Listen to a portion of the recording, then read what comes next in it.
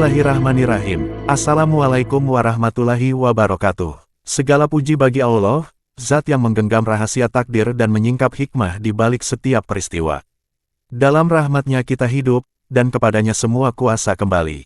Di tengah hiruk-pikuk dunia, hanya cahaya iman Islam, dan ihsan, serta ketakwaanlah yang mampu menunjukkan arah keselamatan yang hakiki. Sholawat dan salam tercurah kepada Nabi Muhammad SAW, sang pemimpin yang teguh di jalan kebenaran, walau badai fitnah dan makar menghadang dari segala penjuru. Semoga kita termasuk umatnya yang setia memegang risalah hingga akhir hayat. Sahabat penyimak Teguh Rahayu Selamat Channel yang dirahmati Allah, pada edisi kali ini kami hadirkan sebuah editorial istimewa berjudul Idul Adha 2025 tiba, membasuh pisau kurban dan darah konstitusi. Ini bukan sekadar renungan tentang ibadah kurban, tapi juga jeritan nurani atas luka bangsa. Ketika umat Islam mengasah pisau demi taat kepada Allah, segelintir penguasa justru mengasah pisau lain untuk menyembelih keadilan dan menumpahkan darah konstitusi. Kami berharap tulisan ini dapat menjadi cermin bagi nurani yang masih hidup, serta menghidupkan kembali semangat menegakkan nilai ilahiyah dalam hidup berbangsa. Disclaimer, tulisan ini adalah karya opini spiritual, dalam bentuk editorial kritis khusus untuk menyambut Idul Adha 2025, karenanya, nama dan tokoh serta analisis sebagai perspektif imajinasi sastra untuk penguat makna, dalam menggali nilai Idul Kurban untuk dijadikan kritik saran demi kemaslahatan bangsa. Untuk itu, mari simak dengan hati yang lapang dan pikiran jernih. Selamat menyimak dengan bismillah. Idul Adha 2025 tiba, perjuangan membasuh pisau kurban dan darah konstitusi. Di negeri ini, tak ada Ibrahim.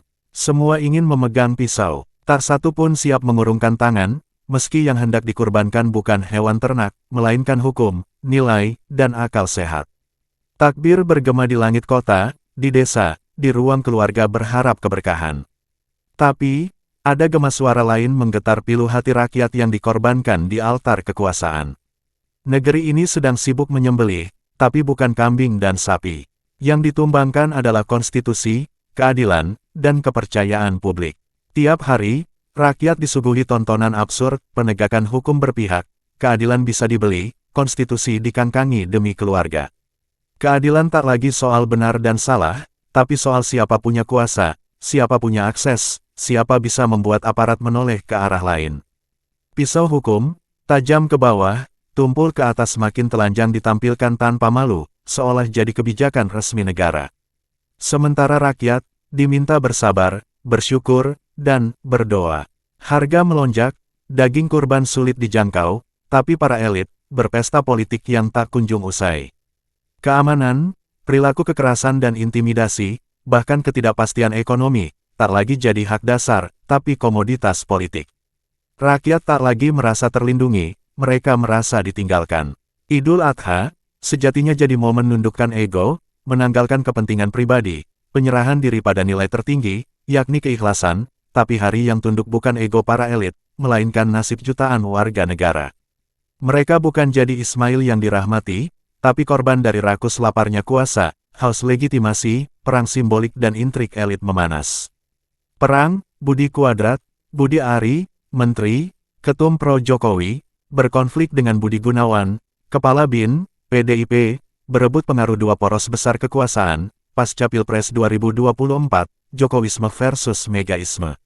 Satu bersandar eks-penguasa dan yang lain, bermain di balik layar intelijen bias kekuatan lama masih pegang banyak kartu. Di pertarungan ini, siapa yang jadi Ibrahim, siapa jadi Ismail, dan siapa cuma penonton persembelihan. Panggung politik Indonesia tak pernah sepi dari drama. Tapi kali ini, drama itu berubah jadi tragedi. Bukan soal elit saling jegal, tapi betapa sistem dirusak dari dalam dan legitimasi dibangun di atas kebohongan, kompromi, dan kekaburan. Masyarakat disuguhi pengalihan isu demi pengalihan isu pula, hari ini soal polemik IKN, besok ijazah palsu beks penguasa Silbek tak kunjung dibuka, dan terhangat soal usulan pemakzulan Gibran, semuanya seperti pertunjukan pisau yang dilempar ke udara, dan rakyat tak tahu siapa akan tertusuk lebih dulu. Ketika narasi disusun rapi, media dikendalikan, dan hukum dikompromikan, maka pengorbanan bukan lagi pilihan spiritual, tapi strategi kekuasaan. Idul Adha seharusnya mengingatkan kita pada keikhlasan berkorban, tapi betapa nilai itu kini cuma slogan. Di tengah gema takbir, kita harus bertanya, siapa yang sedang dikurbankan di negeri ini? 2. Jika dulu yang dikurbankan adalah hewan ternak, tapi kini, nalar sehat dan hak rakyat. Yang disembeli bukan kambing, namun keberanian berkata kebenaran di tengah manipulasi berdalih stabilitas. 2025 telah jadi wajah paling nyata rezim, yang tak lagi pedulikan batas, antara kuasa dan akal sehat. Satu sisi, mereka bicara percepatan pembangunan, stabilitas politik, dan harapan masa depan. Sisi lain, rakyat saksikan kebohongan bak dilegalkan, konstitusi ditafsirkan bukan oleh nurani, tapi demi dinasti. Kasus Gibran, yang lagi diusulkan pemakzulan residu Pilpres kontroversi Mahkamah Konstitusi, adalah contoh paling segar, darah, luka konstitusi itu. Pemakzulan bukan semata pelanggaran atau buktian yuridis. Ia jadi bola panas permainan politik antar faksi. Bahkan sebagian pihak terang-terangan mainkan M-Kartu War menawar demi pertahankan kekuasaan, narasi ini tak lahir dalam ruang hampa. Semua berkeling dengan yang selama ini disembunyikan, disangkal, dan diredam, dugaan ijazah palsu Presiden ke-7 yang tak kunjung menemukan kejelasan hukum. Sebuah kasus yang di negara demokrasi manapun akan jadi skandal besar, tapi di sini justru dibungkus dengan tebalnya 40 lipat. Aparat penegak hukum bergerak lamban, media arus utama membisu, dan pembela penguasa justru nyerang mereka yang bertanya, "Des, apa yang sedang dikorbankan di sini bukan sekadar ijazah, bukan sekadar pasal. Tapi kebenaran itu sendiri. Rezim ini jadikan hukum sebagai properti pribadi. Apa yang tak menguntungkan kekuasaan dipelintir, disembunyikan bahkan diputar balik.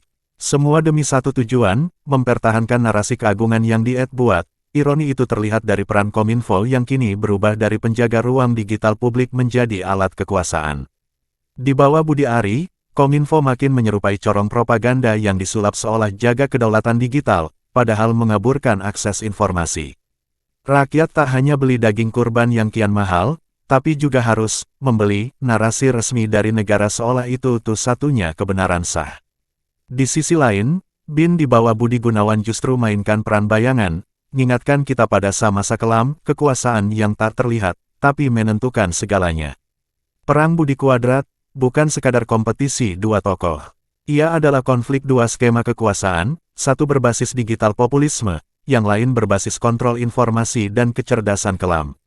Rakyat, lagi cuma penonton, korban. Inilah tragedi kita, ketika semua yang berkuasa ingin menjadi Ibrahim, tapi tak satu pun mau menjadi pemimpin sejati yang rela menahan tangan sebelum menyembelih sesuatu, yang tak seharusnya dikorbankan. Di negeri ini, bahkan Ismail pun tak diberi kesempatan untuk bicara, karena semua keputusan sudah diambil oleh mereka yang menyebut diri demi rakyat. Pertanyaannya, sampai kapan rakyat harus menerima sembelihan ini sebagai pengorbanan yang wajar? Sampai kapan kita percaya bahwa daging kekuasaan adalah berkah, padahal isinya adalah darah keadilan yang telah lama mengering? 3. Dalam negara hukum yang sehat, hukum adalah panglima. Namun di negeri ini, hukum telah berubah menjadi pesuruh, melayani mereka yang duduk di singgasana kekuasaan. Sementara rakyat, untuk menuntut keadilan, mereka harus membayar mahal, waktu, nyawa, bahkan masa depan suara mereka. Kita sering diberi harapan bahwa hukum adalah jalan keluar. Namun, tahun-tahun terakhir menunjukkan sebaliknya. Hukum kini dikunci dari dalam. Jika Anda rakyat biasa, laporan Anda bisa saja diabaikan. Jika Anda aktivis, Anda dapat dikriminalisasi. Jika Anda bagian dari kekuasaan, Anda seolah memiliki kekebalan yang tak tertulis namun nyata. Ketidakadilan kini tidak samar, ia kasat mata. Lihat bagaimana kasus-kasus besar dibekukan. Kritik dianggap ancaman, sedangkan pelanggaran terang-terangan disebut dinamisasi politik. Ketika dugaan ijazah palsu presiden tak dapat diusut, dan hak angket terhadap wakil presiden malah digoreng menjadi dagangan politik antar fraksi, kita tahu, istana negeri ini berdiri di atas tanah rawan longsor. Penegakan hukum menjadi selektif. Koruptor yang mencuri triliunan bisa tersenyum di pengadilan, bahkan dipanggil yang terhormat. Sebaliknya, rakyat kecil yang mencuri buah karena lapar justru dipenjara. Negeri ini kehilangan kompas moralnya. Ketimpangan sosial dan ekonomi kini bukan sekadar dampak, melainkan hasil rekayasa struktural. Menjelang Idul Adha, harga daging melambung. Sapi dan kambing menjadi simbol kemewahan. Sementara rakyat kecil harus berkurban rasa lapar, bukan karena tak ingin berkurban, tetapi karena mereka sudah lama menjadi objek pengorbanan. Harga pokok naik, upah stagnan, lapangan kerja dibatasi oleh investasi yang hanya menguntungkan segelintir elit. Yang bekerja pun hidup tanpa jaminan layak. Bantuan sosial digunakan sebagai alat elektoral. BLT bukan lagi hak, melainkan sedekah dari kekuasaan yang menjadikan kemiskinan sebagai komoditas politik tahunan. Kemiskinan kini adalah sistem. Regulasi dibuat untuk modal, bukan untuk petani, buruh, guru honorer, atau nelayan. Mereka hanyalah angka di statistik, bukan warga yang diperjuangkan. Dan yang paling tragis, Idul Adha dirayakan dengan narasi kesederhanaan, sementara elit berpesta dengan simbol agama. Kurban tak lagi sakral, melainkan pamer kuasa dan kemunafikan. Rakyat dipaksa percaya bahwa semua ini bagian dari jalan menuju Indonesia emas. Tapi emas macam apa jika fondasinya dibangun dari luka rakyat? Daging kurban akan dibagikan, tapi daging keadilan, kebenaran, dan kepercayaan publik telah lebih dulu disembelih oleh mereka yang mengaku pemimpin. Mereka bukan Ibrahim, melainkan penjagal ambisi. 4. Negeri yang ngaku demokratis ini, kekuasaan tak lagi melalui suara rakyat, namun konsorsium uang, media, dan loyalitas pada elit.